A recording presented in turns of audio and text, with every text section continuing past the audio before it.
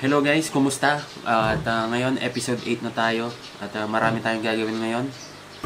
Umpisa na natin dito sa mga wheel set natin.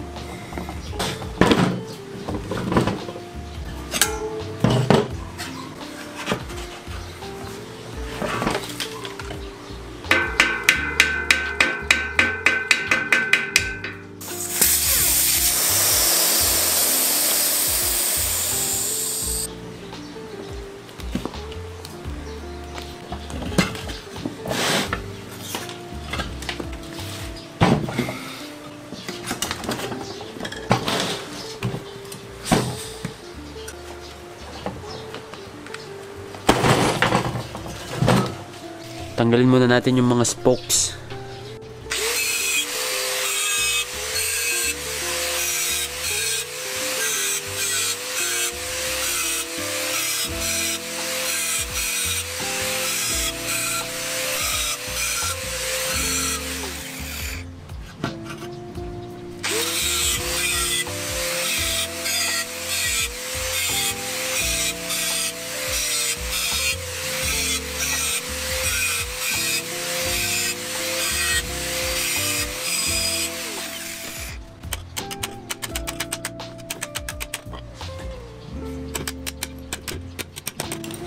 Okay, naputol na lahat natin.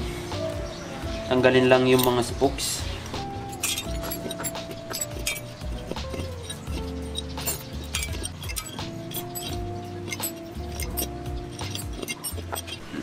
So, ayan guys, baka palitan na rin natin itong mga rims kasi malala na yung corrosion niya. Ayan, kinakain na siya, nalulusaw na, no?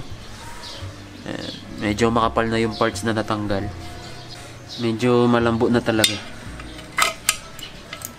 Ayan guys, diba?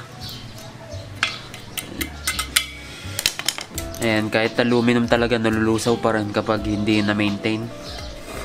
So, mas malala yung harapan.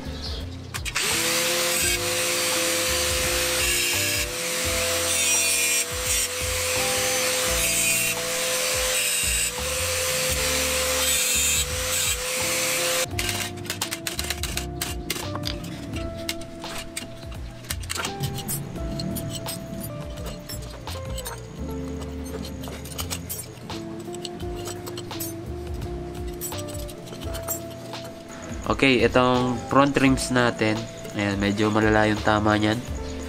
Ayan, sa labas lang pala maganda.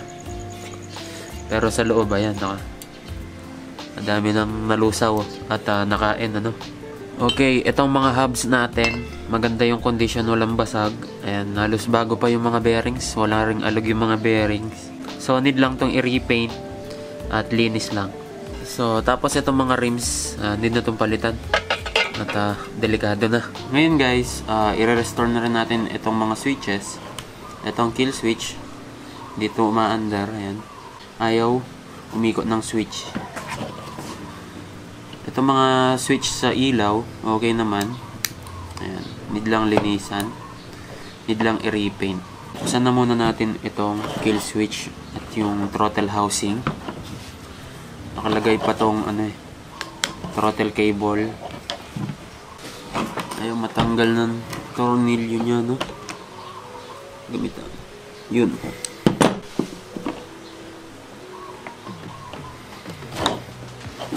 So, itong throttle cable, basura na. Kailangan ng palitan. Ngayon, pwede na nating buksan. Okay. Ayan. Putol na yung wire niya dito, no?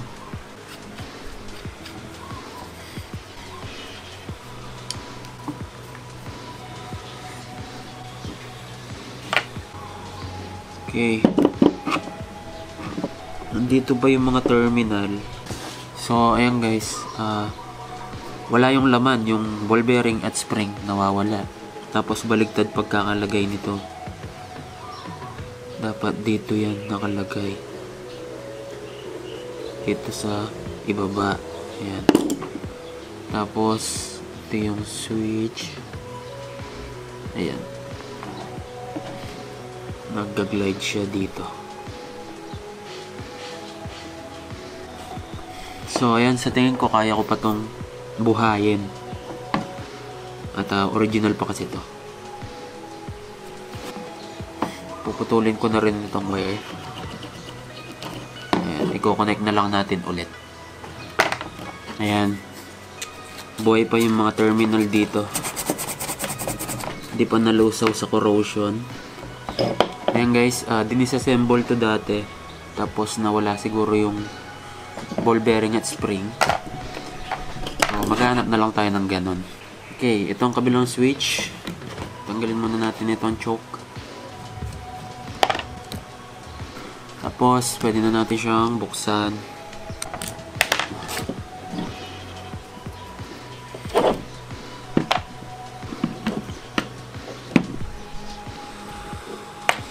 Halos same siya ng switch ng DT. Binuksan natin sa DT dati, ganito rin. Okay. At na-disassemble na natin itong left switch natin. Ngayon guys, tanggalin natin yung bearing. Pwede nyo itong pukpukin, pero kung ayaw nyo pukpukin, meron akong bearing puller.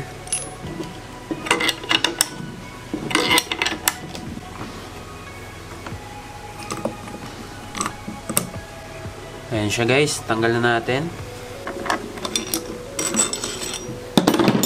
Tanggal.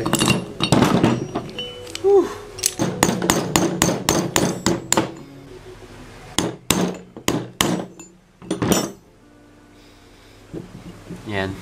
Okay, ready for paint na tayo. Lilinisan muna natin yung mga parts natin. Ipipaint na rin natin itong gas tank.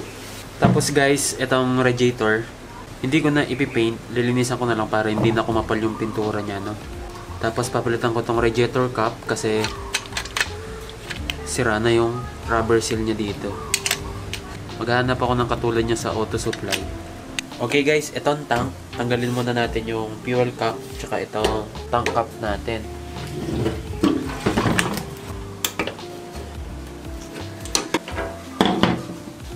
I-drain ko lang itong lumang gasolina.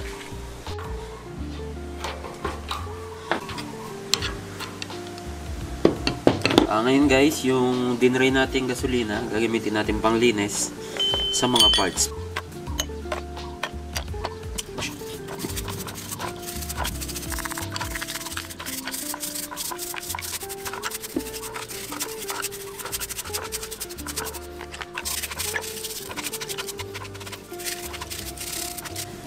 Okay, lilinisan na rin natin yung mga hubs para matanggal yung grasa sa loob. Ito yung front hub natin.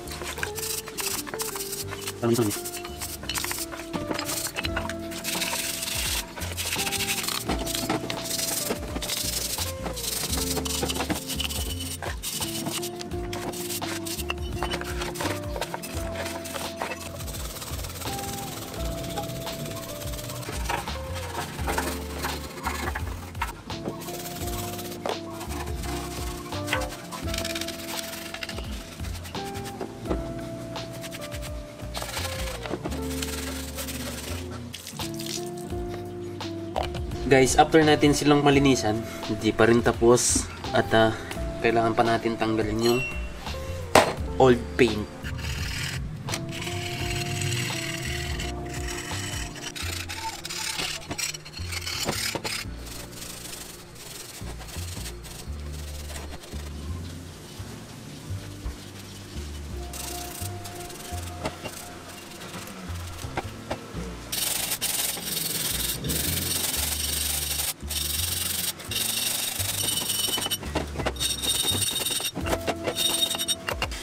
Ngayon guys, itong gas tank.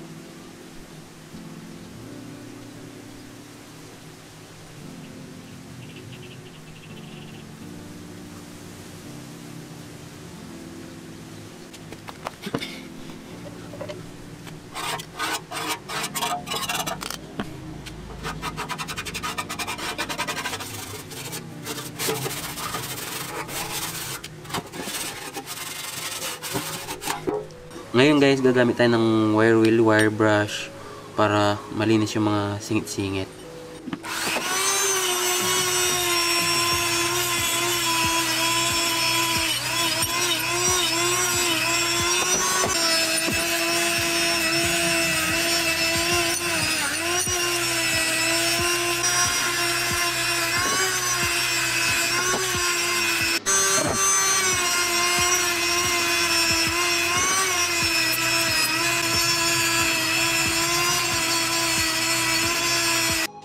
Okay guys, ngayon linisan muna natin itong gas tank. Tatanggalin natin yung mga kalawang. Ayan, yung mga part na may kalawang lang yung lilinisan natin. So gamit itong ayan, Scotch-Brite wheel.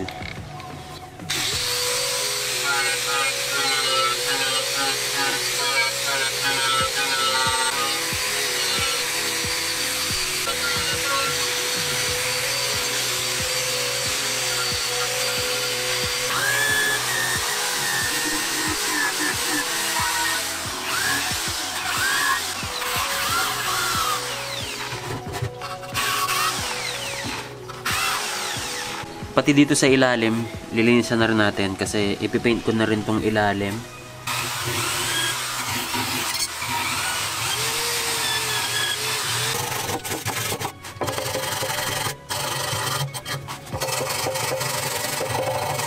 Okay, after natin matanggal yung mga kalawang, ngayon ililiha ko na siya. After nating iliha, pwede na tayo mag-primer.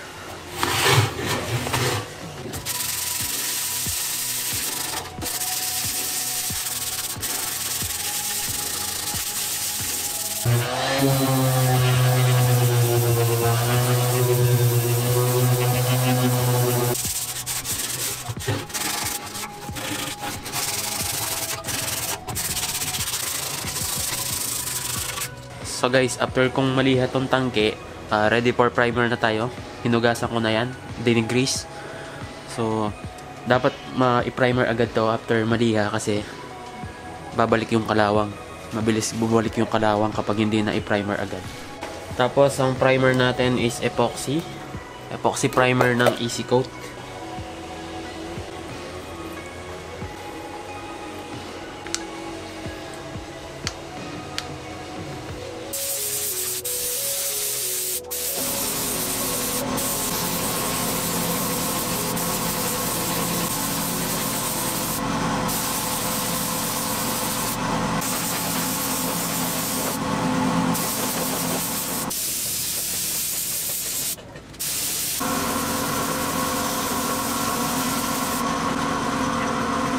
Okay guys, ngayon itong mga hubs.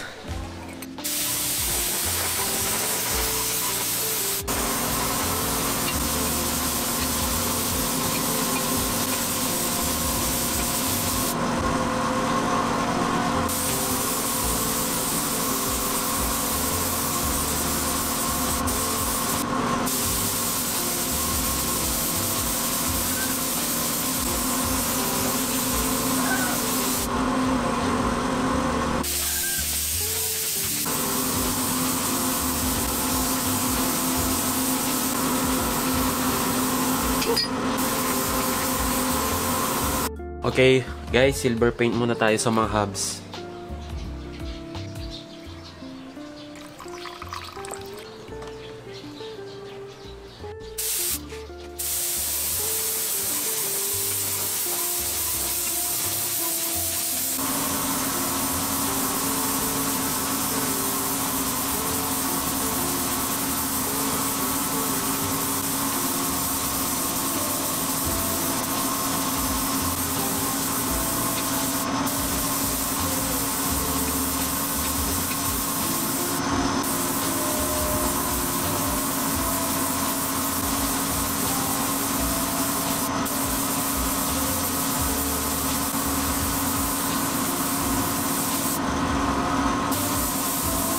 Okay, para sa mga handle switch natin, matte black naman.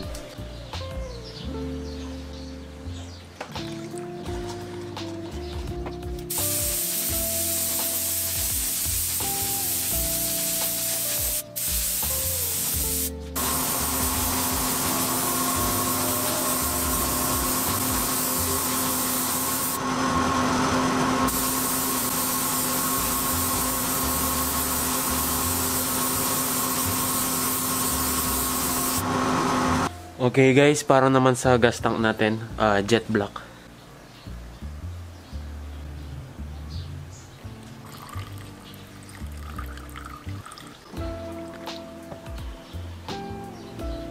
Okay, ito munang ilalim.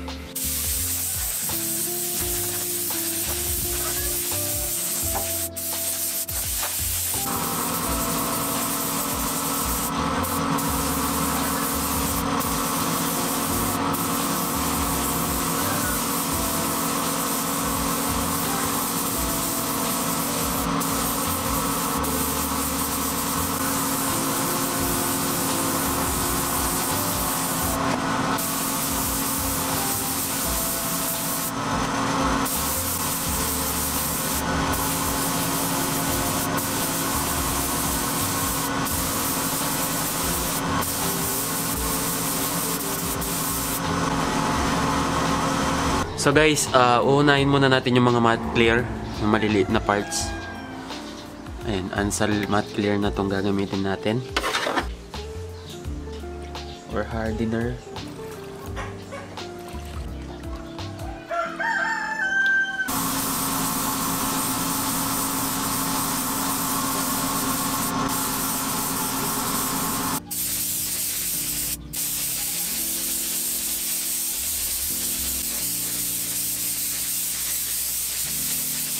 Okay, ngayon naman guys yung mga hubs at saka yung tank. Ang gagamitin ko naman sa hub and tank, Ansal din pero Car Show Clear. So glossy to.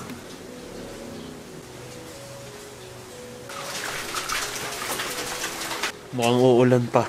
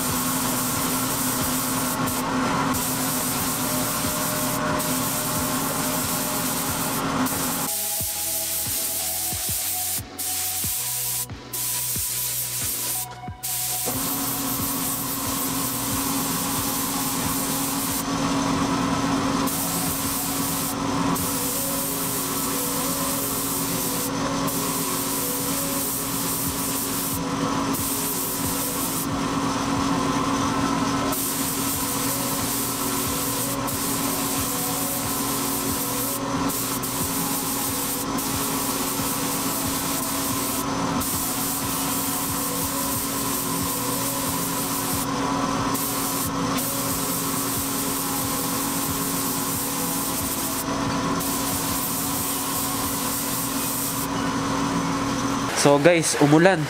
Naka first coat na tayo, hindi na natin pwedeng i-cancel. So tuloy na natin.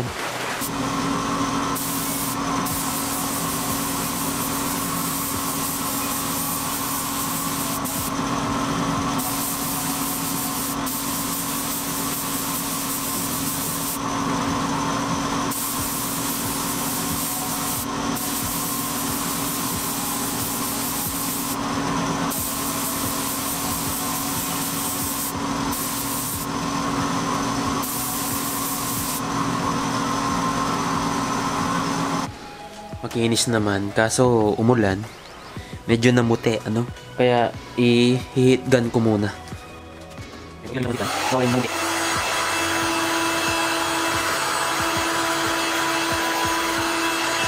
Okay guys, ito na yung mga ni-repaint natin. So itong gas tank, wala pa akong decals. So tatabi ko muna yan. Tapos ito yung mga switches natin. Yung speedometer gear. Tapos, itong nakalimutan ko lagayan ng side mirror. Tapos, ito yung mga hubs. Ito muna yung mga gagawin natin. Bubuuin muna natin yung rim set. Meron na akong gulong at bagong rims. So guys, ito yung mga nabili kong rims. Second hand sila, pero galing sila sa KLX 150L. Bago-bago pa yung motor, kaya makinis pa tong mga nabili kong rims. Ayan, makinis pa. At walang amag. Ayan. Tapos guys, itong mga rims na to, original sila na Takasago XL Asia. Ayan, itong likuran 18 by 1.85 ang size. Itong harapan 21 by 1.6 naman. Tapos guys, rim lock ready na rin. Ayan, meron na silang rim lock slot. Nabili ko sila ng 5,000 pesos. Tapos, ito naman yung mga ilalagay nating gulong. Ayan, dual sport sila. Ayan. Pwedeng pang highway at pwedeng pang light trail. Dunlop D605. Itong likuran is 4.10 by 18. Itong size ng harapan is 2.75 by 21. Tapos, ang price ng dalawang gulong na to, front and rear is 6,500. Wala pa silang kasamang tube. 150 isa. So, ayan. Madugo. Wala pa akong nabiling bearings para sa hub. Bibili na lang ako doon sa gumagawa. Doon sa mag-a-align nito. Kasi di pa rin ako nag-a-align ng mga rims. So, sa susunod na makita nyo to, buo na sila. Okay. Ito na yung mga wheel set natin, guys. So, ayan, itong mga nabili kong rims, mukhang bago pa talaga. Ang spokes nito, guys, dahil wala akong mahanap na straight pull, so, yung nakabend yung nabili ko, ano. Kapag nakabend na spokes, dapat yung size ng likuran is 185. Ang size ng harapan is 230. Tapos, i-straight na lang yun. Alam na nang mag-a-align kung paano ang gagawin doon. So, tapos yung taba is 10G. Ang problema, dito sa amin, mahirap maghanap ng 10G. Kaya yung nabili ko is 8G. Mas mataba, oversize siya. So yun, pinalagay ko na lang. Nilagay na lang yung butas sa hub. Ayan yung mga spacing, guys. So ayan, sana walang maging problema. I-inform ko naman kayo kapag nagkaroon ng issue yung mga spokes natin na oversize. Ayan na yung mga wheel set natin. Tabi muna natin yan. Okay, ngayon, etong sa may radiator, may nabili akong radiator cap. Ito yung part number, guys, pang Isuzu. So, saktong-sakto siya sa radiator ng KMX. Ayan siya, guys. Ito yung Isuzu. Ito yung orig na KMX. Same na same lang sila. Ito. So, itong diameter niya is 28.5. Ayan, same. 28.5 din. Same sila na 1.1 bar lang din. Ayan, same specs. Iba lang yung design. Diba? Taas, I think same lang din. Diba? Same lang. Ang alam ko pang ano to, pang crosswind, tsaka yung ibang mga sasakyan ng Isuzu. Ayan. At saktong-sakto pa. Yun. Diba? Nabili ko lang ito ng 250 pesos. Yung benta ng Kawasaki na ganito napakamahal, 1,600. So, ngayon, itutuwid ko lang itong mga fins gamit tong kutsilyo ko.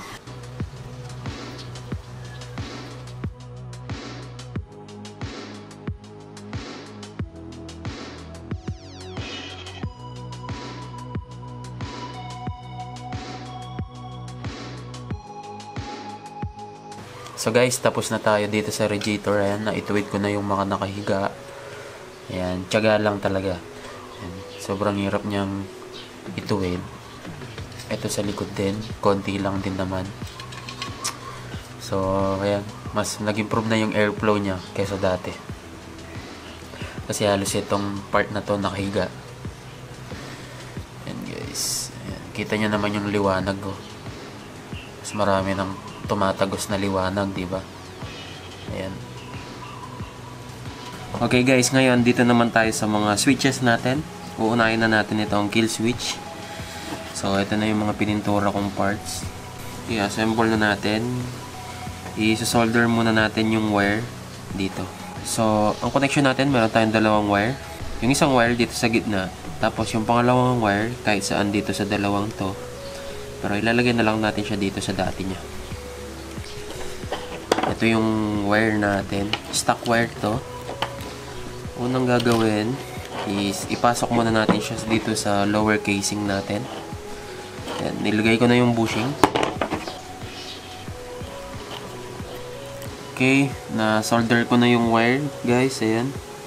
Tapos guys, ito yung sa mismong switch natin. Diba, wala tong laman nung binuksan natin. Ayan, pero nandito pa yung connector. May nakita kong parts, ito ball bearing at spring sa mga luma kong switch na pwede nating ilagay dito. Ayan, lagyan muna natin ng grasa. Yung spring at itong ball bearing. Tapos maglalagay ako ng grasa dun sa loob ng case. Ayan. Tapos itong switch natin. Di kalinisan pero pwede na. Tapos lalagay natin sa loob ito. Tapos yung washer at yung screw. So dito yan.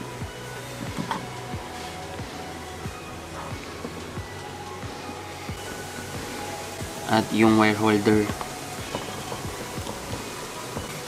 Testingin natin yung switch kung maganda yung pitik.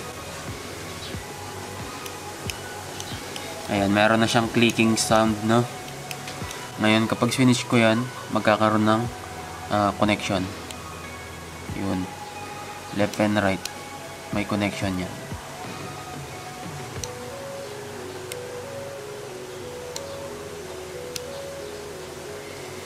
At umandar naman siya, guys. Ayan. Kala ko hindi ko na maisasalba. May kamahalan din to eh. Hanggat kaya nating magtipid, magtitipid tayo. Dito sa kabilang switch, lalagay ko muna tong busina. Okay, nailagay ko na tong busina. Okay. Ngayon yung signal light.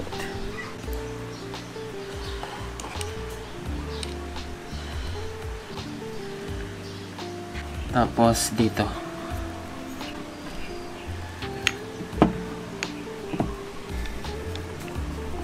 Tapos itong mga switches natin, lalagyan lang natin ng grasa.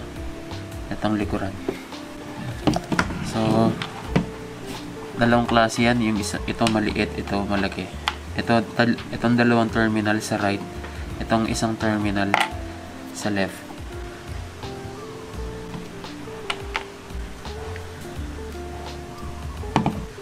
Tapos itong mga spacer. So, yung blue dito, yung gray sa right. Ayan. Hindi masyadong malinis, pero pwede na. Tapos, bumili akong bagong bolts. Tapos, yung last, itong choke. Ayan, bumili rin ako ng bagong tornilyo dito.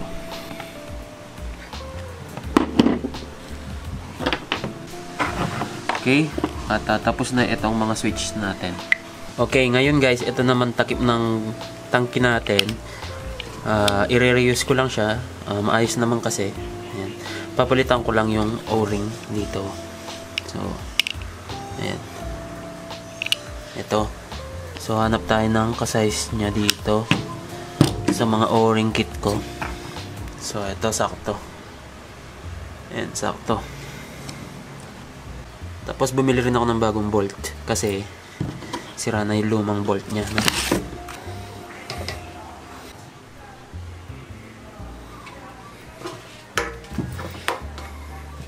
Okay, ang pinakauling pyesa dito sa video na to guys, itong fuel cock.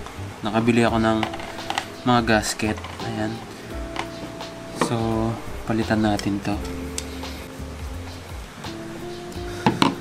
So, itong mga tornilyo niya, i-nickel plate ko na lang kapag magni-nickel plate na ako lahat ng mga bolts ng KMX natin. Sa ngayon, dito na muna yan. Wala pala akong nabili o rin dito. So, ayun. Tanggalin natin yan. Sira na din pala.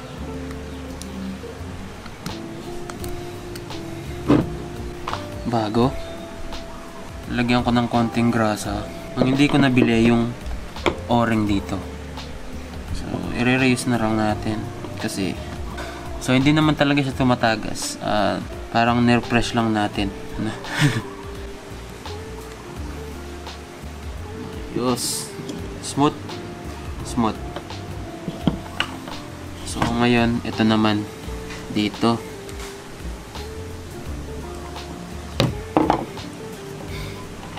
Hindi ko sure kung magkapareho. Pareho naman. Ayan. Okay guys, at ito na lahat yung mga natapos natin. So, hanggang dito na lang muna tong episode na to. At ayan, kita-kits sa susunod na episode.